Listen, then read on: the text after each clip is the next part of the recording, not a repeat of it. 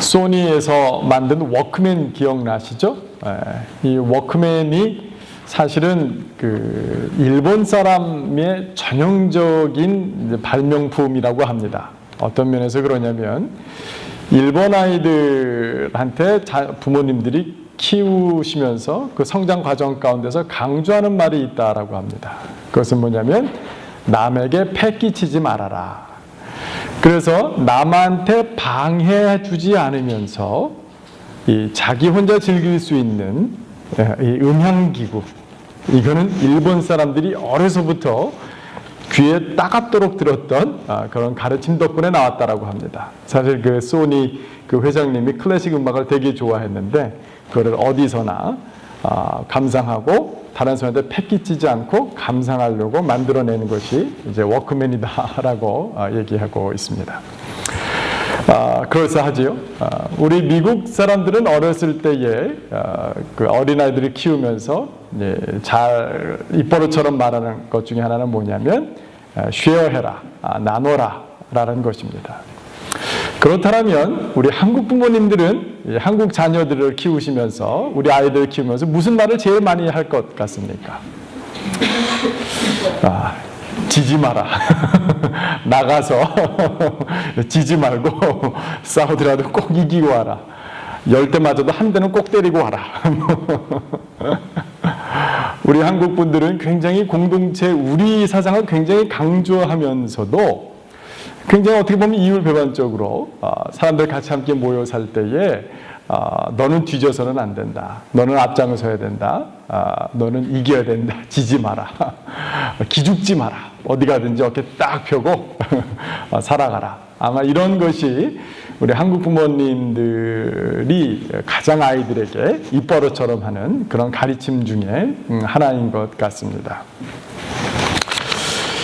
그래서 그런지 신앙생활을 할 때도 이런 것이 좀 반영이 되는 것 같아요.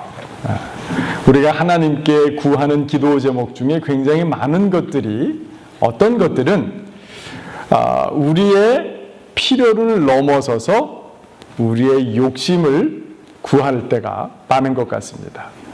내가 남들보다 좀 뛰어나기 위해서는 내가 좀 돈도 좀 있어야 되겠고요. 내가 좀 더 평안하게 살기 위해서는 이런 것도 좀 있어야 되겠고요. 남한테 뒤지지 않고 체면 꽉 끼지 않고 살아가려면 그래도 이 정도는 돼야 되지 않겠습니까? 그래서 간혹 가다가 우리의 실제적인 필요보다 더 많은 것들을 하나님께 구하는 경우가 종종 있는 것 같습니다. 근데 이것이 우리만의 얘기는 분명히 아니었던 것 같아요.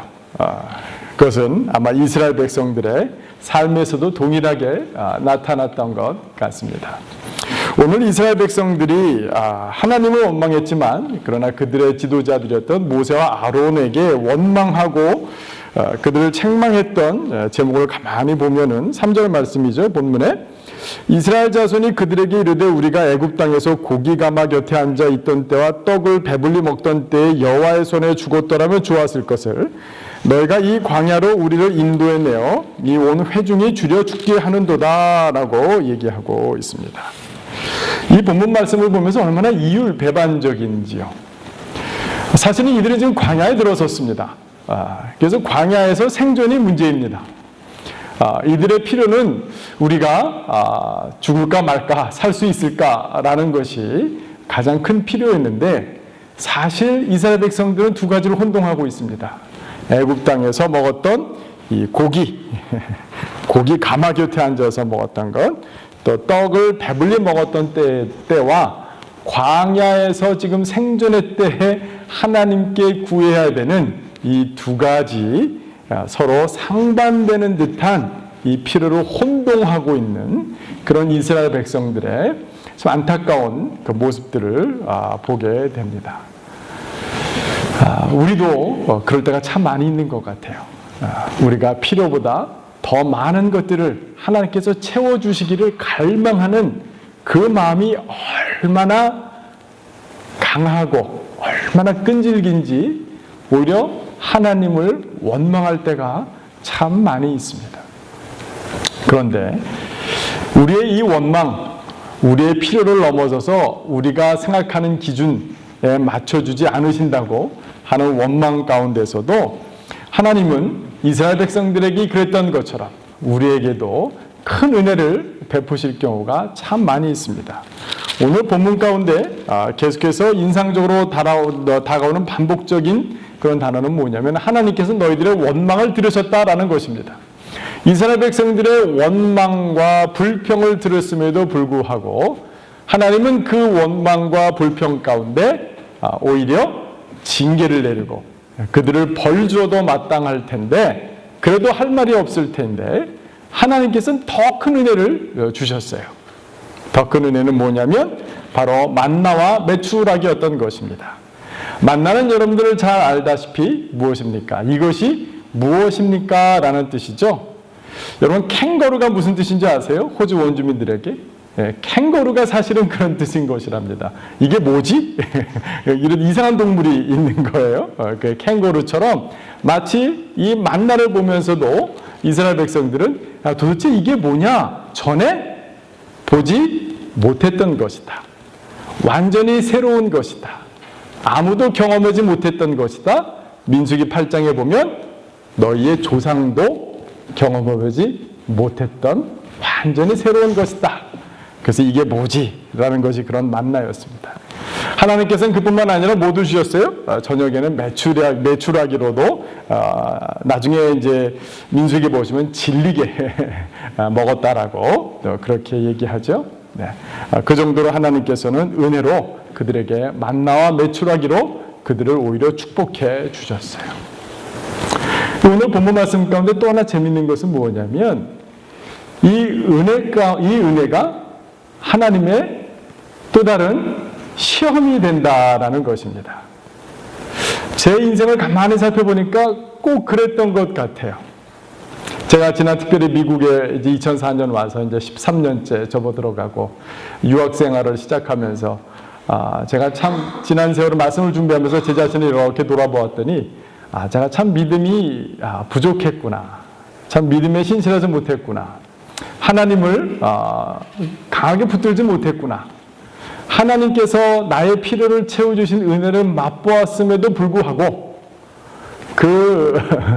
그것에 만족하고 기뻐하며 오히려 하나님께 더 큰 믿음으로 나아가기보다는 현재 내가 가지지 못한 것으로 인해서 오히려 불평하고 원망하고 오히려 참 답답하게 지냈던 그런 과거의 모습들을 주마등처럼 이렇게 흘러가게 되었습니다. 아마 이스라엘 백성도 그랬던 것 같아요.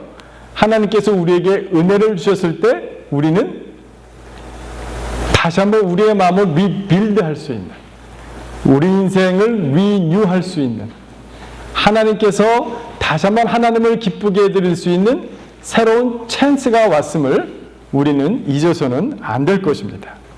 오늘 하나님께서 은혜로 만나와 메추라기를 주셨지만 오늘 본문 말씀 가운데 4절에 제가 한번 읽어드려 보겠습니다. 그때 여호와께서 모세에게 이르시되 보라 내가 너희를 위하여 하늘에서 양식을 비같이 내리리니 백성이 나가서 일용할 것을 날마다 거둘 것이라 이같이 하여 그들이 내 율법을 준행하나 아니하나 내가 시험하리라 라고 말씀하고 계신 것입니다. 하나님의 은혜는 하나님이 우리의 지난 어리석음을 정죄하고 징계하시는 것보다 또 다른 기회를 주신 것이다 라고 우리는 생각해야 될 것입니다. 하나님께서 내가 수고하지 않은 것을 허락하시고 나의 오랜 기도 제목을 은혜로 들어주셨다라고 우리가 마음을 탁 놔서는 안 될 것이에요. 하나님께서 은혜를 주셨을 때는 나에게 새로운 기회를 주신 것이구나. 이번에는 내가 하나님을 더 잘 순종해 보리라. 내가 하나님께 더 기쁨이 되어 보리라. 하나님께서 나에게 새로운 은혜를 주시고 새로운 기회를 열어주실 때에 이제는 전과 달리 내가 하나님을 순종함으로 말미암아 하나님이 나를 인도하실 그곳으로 내가 더 빨리 나아가리라. 나는 그런 고백으로 결단으로 서야 될 줄로 믿습니다. 이 만나를 주신 것이 어떻게 이제 시험이 됩니까? 하나님께서 만나를 주셨을 때 이스라엘 백성들은 이것을 매일 나가야 됐어요. 그리고 더 재밌는 것은 뭡니까? 이것은 저장할 수가 없었죠. 꼭 한 사람이 하루에 필요한 그 일정한 양만 거둘 수 있었던 것입니다.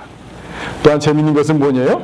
안식일에는 꼭 쉬어야 된다. 하나님께서 이것을 또 주지 아니하시고 또 오히려 그때는 토요일 날 그 이틀치를, 토요일 아니죠. 이제 유대인들은 이제 이스라엘 사람들 금요일 날 이틀치를 얻어서 토요일 날 저녁부터 주일 저녁까지는 금요일 저녁부터 토요일 저녁까지는 이것을 이틀치를 얻을 수 있었던 것입니다. 이것은 무엇이냐면 하나님께서 우리에게 욕심을 부리지 말고 또 오히려 하나님께서 오늘 필요한 양식으로 기뻐하고 자족하라라는 그런 하나님의 시험이었습니다. 우리가 염려하는 것은 아직 일어나지 않는 미래 일에 우리가 지불하고 있는 이자라는 말이 있습니다. 우리가 염려하고 불평하는 이유는 오늘날 우리가 자족하고 만족하지 못하기 때문에 하나님이 주신 것이 나에게 충분합니다라는 그런 고백을 드리지 못하기 때문에 생기는 것이 아니겠습니까? 만나야말로 오늘 하나님께서 나에게 주신 것으로 만족할 수 있는가? 이것을 하나님께서 시험하시는 것입니다. 안식일에 쉬는 것이 어떻게 하나님의 시험이 됩니까? 그러나 분명히 이것은 시험이 된다는 것을 우리가 익히 우리의 삶 가운데 잘 알고 있지 않습니까? 미국 이민 생활이 어떻습니까? 일하지 않고서는 벌 수 없는, 어떤 다른 사람을 의지할 수 없는, 심지어는 그래서 몸이 아파서도 안 되는, 하루 벌어서 하루 사는 그런 인생들이 사실은 오늘 우리 이민자들의 고단한 삶입니다. 분명히 성공하신 분도 있고 여유 있는 분도 있고 많은 것을 축적해 놓으신 분도 있으실 거예요. 그러나 대부분 우리 이민자의 삶은 정말 아파서도 안 되는, 일을 하루도 쉬어서는 안 되는, 매달 고지서가 돌아오고 매달 돈을 내지 아니하면 집에서도 쫓겨나는 그런 어려움과 안타까움 가운데 있습니다. 그런 환경 가운데 안식일날 쉬어야 된다라는 것은 하나님께서 우리의 공급자 되십니다. 하나님이 나의 주인 되십니다. 내 일을 돌봐주시는 분 오직 여호와 하나님 한 분뿐입니다. 라는 것을 인정해 드리는 것 아니겠습니까? 안식일을 지키는 거야말로 하나님을 정말 가장 기쁘게 해드리는 것일 것입니다. 우리가 일주일에 하루 따로 떼어서 주님께 영광을 올려드리고 주님을 기억하고 주님께 감사하고 주님께 주신 사랑하는 가족들, 사랑하는 친구들, 사랑하는 친척들을 돌보고 함께 교제하는 것이야말로 우리 안에 얼마나 큰 기쁨이며 축복입니까?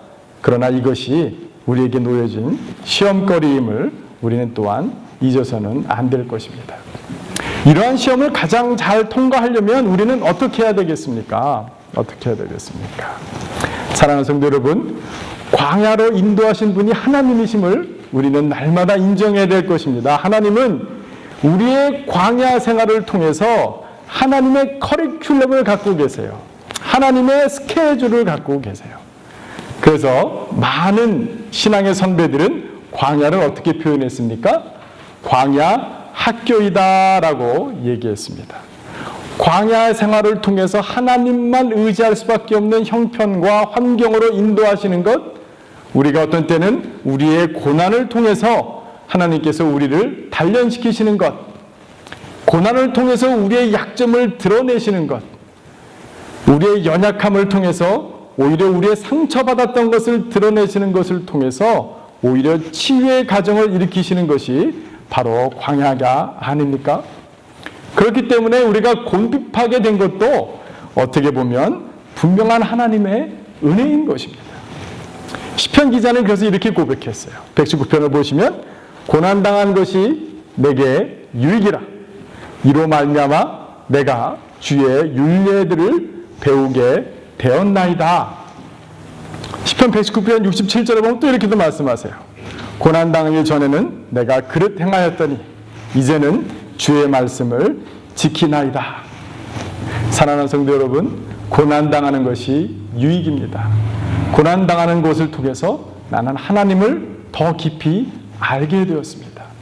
고난당하는 것을 통해서 하나님의 말씀을 지키는 것이야말로 가장 첩경임을, 가장 지름길임을, 가장 안전한 길임을, 가장 풍요로운 길임을 나는 체험으로 알게 되었습니다. 그런 고백으로 나가시는 저와 여러분이 되기를 주님의 이름으로 축원합니다.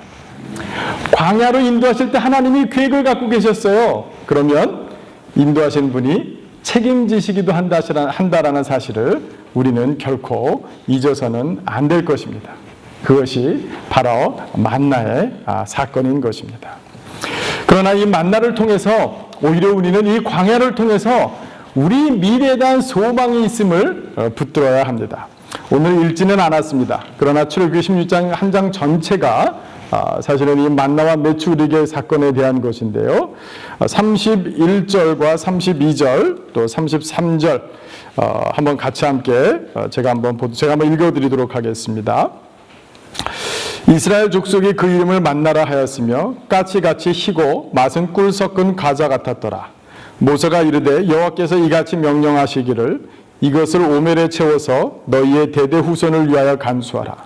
이는 내가 너희를 애굽 땅에서 인도하여 낼 때에 광야에서 너희에게 먹인 양식을 그들에게 보이기 위함이니라 하셨다 하고, 또 모세가 아론에게 이르되 항아리를 가져다가 그 속에 만나 한 오멜을 담아 여호와 앞에 두어 너희 대대로 간수하라. 아론이 여호와께서 모세에게 명령하신 대로 그것을 증거판 안에 두어 간수하게 하였고, 사람이 사는 땅에 이르기까지 이스라엘 자손이 40년 동안 만나를 먹었으니 곧 가나안 땅 접경이 이르기까지 그들이 만나를 먹었더라.